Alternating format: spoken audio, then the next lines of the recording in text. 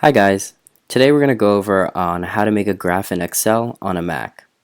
So the first thing you're going to want to do is open up Excel and click blank workbook. This will open up a sheet with columns and rows where you can input your data. So I'm going to just go ahead and put data 1 here and just make it arbitrary values from 0 to 10.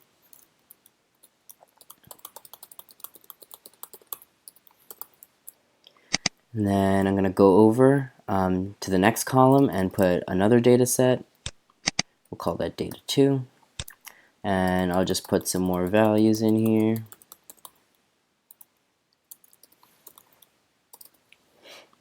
And this is the data that's going to go in the x axis and the y axis. So after you have all your data in, you're going to go to Insert, and then you're going to go over to this middle part where you see all these graphs, and click Mark Scatter, and just click a scatter plot. This way it'll open up this little chart, and you're going to want to right click on it and click Select Data. This will open up a window over here where it has a little plus sign over here. Click the plus sign to add a data series and name the data series. We'll just call this lab data.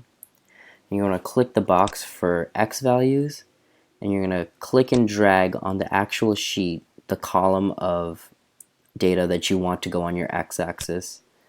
And you want to get rid of this for the Y values and do the same thing for the Y axis. After you do that, you just click OK, and then you can make the chart bigger or smaller, however you'd like, and you have a graph. So some nice things you can do with this is up top, if you look over here and you're on the chart design tab, you can add axes titles, primary horizontal, as well as primary vertical, and just name them however you like. You could do data 1, because that's what I have on my X, and data 2, which you have on the Y. In addition, if you click on the points or just one point and right click and do add trend line, it'll add a line for you.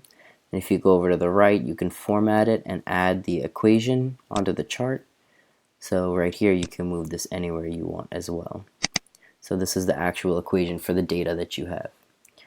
But that's really it. That's how you make a graph in Excel. Hope you guys enjoyed it.